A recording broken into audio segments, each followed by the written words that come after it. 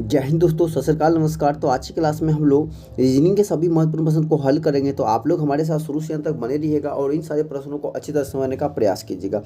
दोस्तों, आज की जो क्लास क्वेश्चन है इन सारे एग्जामों के लिए बहुत इंपॉर्टेंट है। अगर कोई दोस्तों एसएससी में CHSL, CGL, CPO, MTH, GD 10+2, steno या जे की तैयारी करें, रेलवे में LLP, NTPC, RPF, group D NC की तैयारी करें, या बीएड स्टेट की तैयारी करें, या अग्निवीर में आर्मी, एयरफोर्स, नेवी की तैयारी करें, या बैंक में क्लर्क पीओ की तैयारी करें, या ईडी, आईबीएफ की तैयारी करें, या बीपीएससी, यूपीएससी, सीजीएल की तैयारी करें, एंड ऑल गवर्नमेंट जॉब।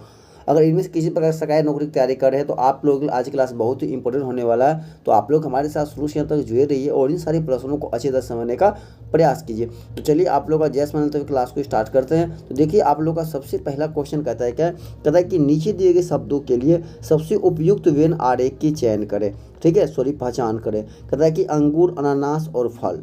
कहता है कि इन तीनों के बीच कौन सा एक डायग्राम है जो तीनों के बीच संबंध को स्थापित करता है। ठीक है, अब बताइएगा यहाँ पे कि अंगूर है और अनानास है और फल है। अब एक चीज़ बताइएगा कि जो अंगूर है और जो अनानास है ये दोनों क्या है कि एक फल के अंतर्गत आते हैं, अर्थात ये भी फल है और ये भी क्या है कि फल है। ठीक है, अंगूर भी फल है और अनानास भी क्या है, फल है। इसका मतलब कि यह मान लीजिए मेरा क्या हो गया, फल हो गया।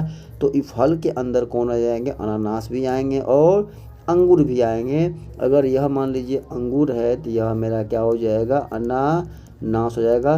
कोई अनानास अंगूर नहीं होगा और कोई भी अंगूर अनानास नहीं होगा, जो कि आपके ऑप्शन सी में दिया गया। इसीलिए ऑप्शन नंबर सी आपका यहाँ पे क्या हो जाएगा, करेक्ट आंसर हो जाएगा। ठीक है, चलिएगा अगला प्रश्न देखिएगा। कहता है क्या कि उस विकल्प का चयन करें जिसका तीसरे शब्द से वही संबंध है जो संबंध दूसरे शब्द का पहले शब्द से है। जिस प्रकार कार्य प्रयास से संबंधित, इस प्रकार सोना किससे संबंधित होगा।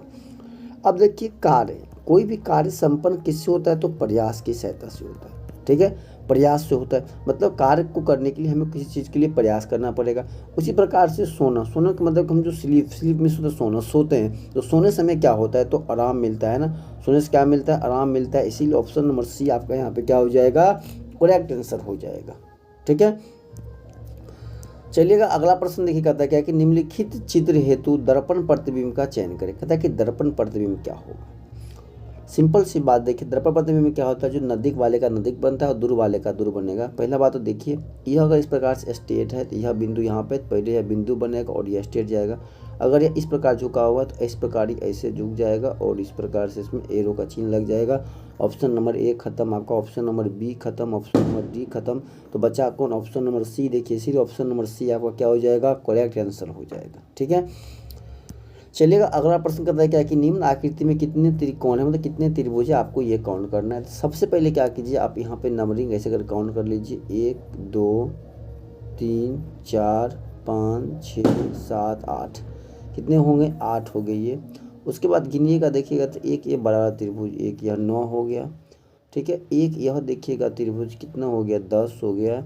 और एक देखिएगा, अगर यह त्रिभुज गिनिएगा 10 से कितना हो गया, 11 हो गया। और एक त्रिभुज यह वाला देखिएगा तो कितना हो गया, 12 हो गया। क्या इसके बाद कोई और है, नहीं है। तो 8 4 कितना हो गया, 12 हो गया। तो आपका ऑप्शन नंबर ए यहाँ पे क्या हो जाएगा, करेक्ट आंसर हो जाएगा। ठीक है, चलिएगा अगला प्रश्न देखिएगा। अगला प्रश्न कहता है क्या कि दिए गए अक्षर समूह के आपसी संबंध के आधार पर रिक्त स्थान की पूर्ति उपयुक्त अक्षर समूह से करें। जिस प्रकार से ए बी सी जो है जेड वाई एक्स से संबंधित, इस प्रकार से डी एफ किससे संबंधित होगा। अब देखिए कि ए बी सी जो है संबंधित किससे है, तो जेड वाई एक्स से संबंधित है। लॉजिक क्या है समझिएगा, A1 बी कितना 2 पे होता है, C3 जेड 26 वाई 25 और एक्स कितना होता है, 24 पे होता है। ठीक है, अब देखिए ये सब लोग कहाँ गए, 26 पे। तो एक अपोजिट जो लेटर होता है वो क्या होता है, 26 होता है। बी से वाई पे तो बी का अपोजिट लेटर क्या होता है, वाई होता है। और सी से कहाँ गए, एक्स पे, तो इसका अपोजिट क्या होता है, सी का अपोजिट एक्स होता है। और हम आप लोगों को बहुत सारे क्लास में समझाएं कि अपोजिट का मतलब होता है उससे दो लेटर इसका सम कितना होता है, 27। तो दोनों को जोड़ो तो 27 पूर जाए। जैसे मान लो कि 1 + 26 कितना 27 हुआ, 2 + 25 कितना 27 हुआ, 3 + 24 कितना 27 हो गया। अर्थात ये दोनों लेटर आपस में क्या है, अपोजिट है। ए का अपोजिट क्या हो गया, जेड हो गया, बी का हो गया वाई और सी का क्या हो गया, एक्स। ये सभी अपोजिट है। तो उसी प्रकार से हमारे पास क्या है, डी ई एफ है। ठीक है, तो तो डी ई एफ है, डी कितना होता है 4, ई कितना होता है 5, एफ कितना होता है 6। अब बताइए कि डी का अपोजिट कौन होगा, तो बताइए 4 में कितना जोड़ेंगे तो 27 होगा, तो 23 जोड़ेंगे, कितना जोड़ेंगे 23, और 23 पे क्या होता है डब्लू, तो डी का अपोजिट डब्लू हो गया। बताइए कि 5 में कितना जोड़ेंगे तो 27 होगा, तो 22, कितना जोड़ेंगे तो 22, 22 पे क्या होता है बी, देखिए बी हो जाएगा। ठीक है, बताइए 6 में कितना जोड़ेंगे तो 6 में जोड़ेंगे 21, 21 पे क्या होता है देखिए हमारा 21 और 6 कितना 27, तो 21 पे क्या होता है यू, तो यू, तो डब्लू भी यू, डब्लू भी यू तुम्हारा कौन सा ऑप्शन नंबर डी में दिया हुआ है, इसलिए ऑप्शन नंबर डी आपका यहाँ पे क्या हो जाएगा, करेक्ट आंसर हो जाएगा, डब्लू भी यू हो जाएगा। ठीक है, चलिएगा अगला प्रश्न देखिएगा, कहता है कि दी गई समरूपता के आधार पर दिए गए विकल्पों में से नहीं दी गई संख्या ज्ञात करें। कहता है कि जैसे 0.16 जो संबंधित है 0.0016 से, उसी प्रकार से 1.02 किससे संबंधित होगा, ये आपको ज्ञात करना है। देखिएगा लॉजिक क्या है, देखिए अगर पॉइंट उड़ाइएगा तो यहाँ पे कितना हो जाएगा बाय 100 हो जाएगा, पॉइंट उड़ाइएगा बाय कितना हो जाएगा 1000 हो जाएगा, थोड़ी ठीक है 10,000 हो जाएगा, 1 पर 4 गो 0। ठीक है, अब एक चीज़ देखिएगा कि ऊपर की वैल्यू सेम है, इसका मतलब कि यहाँ भी अगर बट्टे में अगर मान लीजिए 100 आ रहा है तो ऊपर का वैल्यू यहाँ भी क्या होगा सेम होगा, और सिर्फ बट्टे में क्या आ जाएगा तो 4 गो 0 आ जाएगा। इसका मतलब क्या हो जाएगा 0.0102 हो जाएगा, क्या हो जाएगा 0.012। ठीक है, देखिएगा यहाँ पे 2 0 है, इसके नीचे कितना 0 यहाँ पे 4 0 है, तो यहाँ भी अगर 2 0 तो इसके नीचे भी कितना होगा 4 0 ही होगा, तो 4 0 होगा तो 1 2 3 4 अंकों के बाद क्या पड़ेगा पॉइंट पड़ेगा, तो 0102 0102 0102 कौन सा है, तो ऑप्शन नंबर ए है, इसीलिए ऑप्शन नंबर ए आपका यहाँ पे क्या हो जाएगा करेक्ट आंसर हो जाएगा। चलिएगा अगला प्रश्न कहता है क्या कि नीचे दी गई आकृति के लिए दर्पण छवि का चयन करें। ठीक है, कहता है कि यहाँ जो जल प्रतिबिंब वाला एक क्वेश्चन है, अगर नीचे है जल प्रतिबिंब जैसे हो गया, तो सबसे पहले जो नीचे का भाग होता है नीचे का बनेगा, तो ये तो ऐसा होगा नहीं, ये सेम टू सेम है तो ये होगा नहीं, ये भी नहीं होगा, तो ऑप्शन छटेगा तो भी आपका क्या हो जाएगा ए हो जाएगा। तो नीचे का भाग सबसे पहले बनेगा, तो नीचे का भाग इस प्रकार से बनेगा। ठीक है, तो इस प्रकार से प्रतिबिंब बनेगा,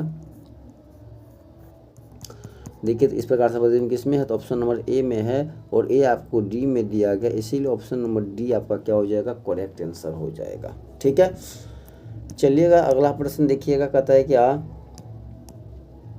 मणि ने अपनी माँ से कहा कि सूप स्वादिष्ट है। कहता है कि मणि की माँ ने सूप बनाया था, नहीं ये चीज़ तो फिक्स नहीं है। मणि ने अपनी माँ से कहा कि सूप स्वादिष्ट है, तो हो सकता है सूप बाहर से भी लाया होगा तो भी बोल सकता है सूप स्वादिष्ट था, तो ये तो फिक्स नहीं, तो उसकी सूप उसकी माँ ही बनाई। मणि को सूप पसंद आया, हाँ ये बात तो सही है, उसको सूप पसंद आया, तो दूसरा अनुसरण केवल करता है, तो ऑप्शन नंबर ए आपका यहाँ पे क्या हो जाएगा करेक्ट आंसर हो जाएगा। अगला प्रश्न देखिएगा, कहता है कि नीचे दी गई आकृति 3 अंत विभाजक वृत्तों से बनी है। कहता है कि जो फुटबॉल क्रिकेट और बास्केटबॉल खेलने के विद्यार्थी का प्रतिनिधित्व करते हैं। आकृति में प्रत्येक क्षेत्र एक छोटे अक्षर से दर्शाया गया है। ठीक है, कहता है कि कौन सा क्षेत्र सभी तीनों खेल को खेलने वाले लोगों को समूह को दर्शाता है। कहता है कौन सा क्षेत्र है जो तीनों को खेलने वाला, देखिए तो तीनों को खेलने वाला मात्र एक यह सी है, जो कि आपका ऑप्शन बी में दिया हुआ है, इसीलिए ऑप्शन नंबर बी आपका यहाँ पे क्या हो जाएगा करेक्ट आंसर।